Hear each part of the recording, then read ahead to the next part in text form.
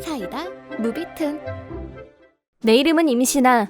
고딩 때부터 사귀고 있는 남편 왕재수와 현재 동거 중이다.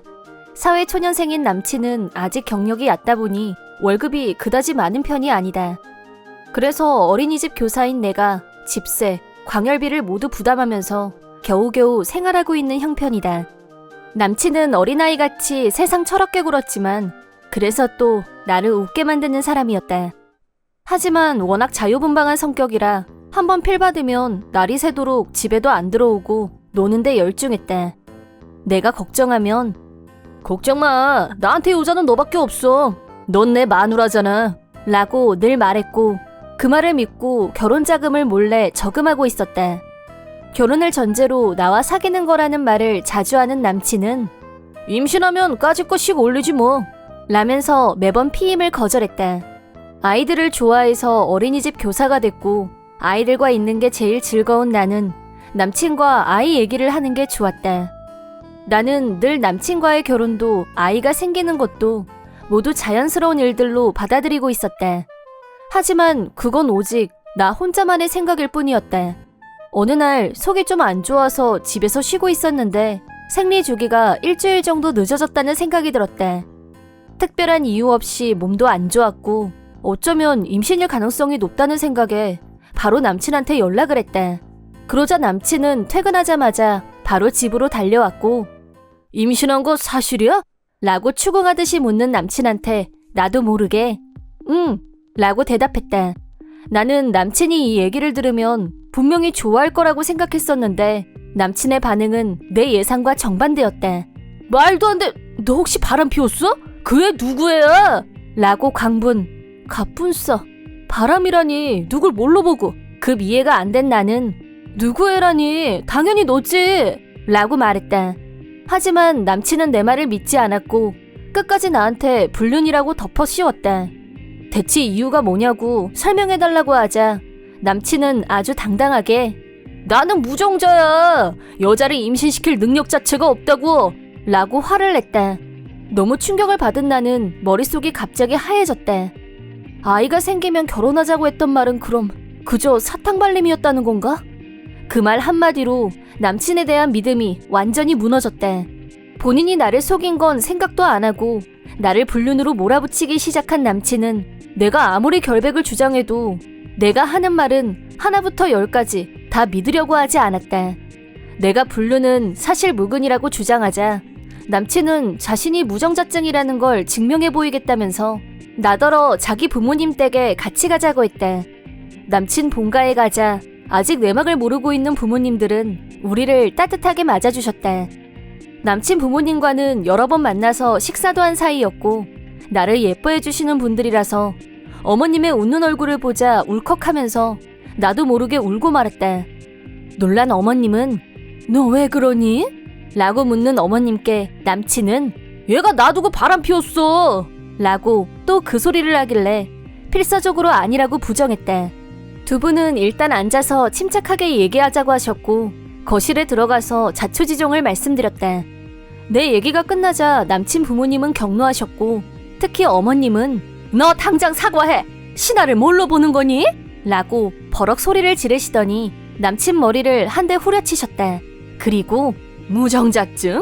난 처음 듣는 얘기인데 너 검사는 해본 거니? 그러자 남친이 그건 아닌데 나 어렸을 때 고열로 입원한 적 있잖아. 어렸을 때 고열이 나면 무정자증이 된다고 들었어 라면서 이래도야 라는 표정. 그러니까 결론은 검사를 받은 것도 아니면서 무정자증이라고 셀프 진단을 내렸다는 우픈. 사실은 결혼할 생각도 없으면서 그것만 믿고 피임도 하지 않았던 거였다. 그 사실을 알고 난 나는 이 남자와 헤어질 결심을 했다. 남친 부모님은 신하야 미안하다. 내 아들이지만 나도 얘가 이렇게 쓰레기 같을 줄은 몰랐다. 너라면 얼마든지 더 좋은 남자 만날 수 있을 거야 라면서 어머님이 먼저 헤어지라고 말씀하셨다. 한번 고열에 시달렸다고 해서 무조건 무정자증이 된다고 말하는 건 무식한 소리라며 검사를 받고 오라는 부모님의 강력한 말씀을 거역하기 힘들었던 남친은 병원에 갔고 무정자증이 아니란 게 밝혀졌다. 급 당황한 남친은 그럼 나 이 여자 저 여자한테 전부 내 정자를 뿌리고 다닌 거니?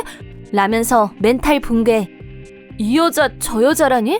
라고 묻자 남친은 자기는 무정자니까 무정자라서 불특정 다수의 여성과 피임도 하지 않고 육체관계를 맺어왔다고 자백했대. 너무 어이가 없어서 화도 내기 싫었고 남친한테 신경 끄고 곧장 엄마한테 갔대. 집에 가서 모든 사실을 말하고 엄마와 함께 근처 산부인과를 찾았대. 검사 결과 다행히 임신이 아니었고 단순히 생리가 조금 늦어진 것뿐이라고 의사가 말했대. 그 말을 듣고 마음이 놓여서 그랬는지 다음날 정상적으로 생리를 시작했대. 결과적으로는 아무 걱정할 일이 없어졌지만 우리 부모님은 왕재수한테 분노하셨고 남친 부모님을 모시고 정식으로 얘기를 하고 싶다고 하셔서 남친 본가로 찾아갔대. 격노하는 우리 부모님께 왕재수는 잘못했다고 싹싹 빌었고 울면서 나와의 재결합을 원한다고 했대. 임신이란 말을 들으니까 당황해서 말이 잘못 튀어나온 거예요. 저는 신하하고 꼭 결혼하고 싶습니다. 라고 말하는 왕재수에게 그게 아니라 내가 없으니까 네 월급만으로는 생활비가 말도 안 되게 부족하다는 거 현타 온 거겠지? 라고 하자 전곡을 찔렸는지 입을 다물었대. 분노한 부모님들 네 분이서 동시에 질타를 하자 못 견디고 울음을 터뜨린 왕재수. 그러나 진짜 시련은 이제 시작. 하고 싶은 얘기는 다 한 것 같아서 그만 돌아가려고 하는데 갑자기 초인종이 울렸대. 어머님이 현관문을 열자 거기에는 고딩 동창인 배진숙이 무서운 얼굴을 하고 서 있었대. 진자는 내가 있는 걸 보더니 임신아, 네가 왜 여기 있어? 라면서 진심으로 놀란 표정이었대. 급 당황한 왕재수는 배진숙! 그러더니 현관문으로 빠져나가려고 했고 진숙이는 너 거기 딱 서! 라면서 왕재수 팔을 휘어잡았대. 너 내 뱃속에 애는 어쩔 거야? 결혼을 안 하겠다는 게 무슨 뜻이야? 라는 충격적인 발언이었다. 배진숙이 현재 왕재수의 아이를 임신 중이라는, 진숙이는 나와 왕재수가 동거 중이란 사실을 몰랐다면서 자신도 피해자니까 당장 책임지라고 한바탕 난리를 쳤대. 그 자리에 있던 모든 사람이 너나 할 것 없이 기가 막혔고 왕재수 부모님은 다시는 집에 오지 말라며 왕재수와 깨끗하게 손절하셨대. 본가로 돌아온 나는 당분간 집밥을 먹으면서 이번 일로 겪게 된 마음의 상처를 치유하기로, 그리고 얼마 후 배진숙한테서 연락이 왔는데 자기도 왕재수와 헤어질 거라고 했대. 자기가 속았다는 걸 안 배진숙은 부모님께 사실을 말한 후 왕재수 직장에 찾아가서 위자료를 청구했대. 고민 끝에 아이는 포기하기로 했다며 왕재수를 절대 용서할 순 없겠지만 위자료를 받으면 그걸로 다시 뭐든 시작해볼 거라고 했대. 부모님께 손절당한 왕재수는 의지할 사람도 의지할 곳도 없이 길거리를 방황하는 신세가, 배진숙이 부모님과 함께 직장에 찾아간 일로 지금까지 해왔던 악행들이 드러나면서 주변 동료들의 눈총을 견디지 못한 왕재수는 스스로 사표를 던지고 회사를 나왔대. 대책 없이 사표부터 낸 왕재수는 무자격증, 무학력인 조건으로 새 일자리를 구하기가 쉽지 않았고 생활이 어려워지자 어디서 어떻게 만났는지 모르겠지만 돈 많고 나이 많은 여자의 애인이 됐다나 뭐라나. 단지 돈 때문에 아무 애정 없는 60대 여자의 남자가 된 왕재수는 미래도 없고 결혼은 더 없고 그렇게 얹혀 사는 신세로 나이만 먹어가고 있다는 사실. 10년 후 고등학교 동창회에서 10년 만에 만난 왕재수는 고생이 많았는지 머리는 대머리에 몸은 뼈만 남아있고 완전 노안이었다. 나를 보더니 내가 제일 사랑했던 여자네 라고 애들 앞에서 과거사를 끄집어냈지만 나는 이미 결혼해서 초등학교에 다니는 두 아이의 엄마였다. 동창회가 끝날 때까지 왕재수와 한마디도 섞지 않았다. 듣자 하니 여전히 제대로 된 직업도 없이 떠돌면서 30대가 됐고 지금은 60대 사모님한테도 눈밖에 나서 거의 홈리스나 다름없이 지내고 있다고 한다. 동창회에서 배진숙도 만났는데 결혼도 했고 얼마 전 첫 아이를 낳았다면서 행복해하는 얼굴이었다.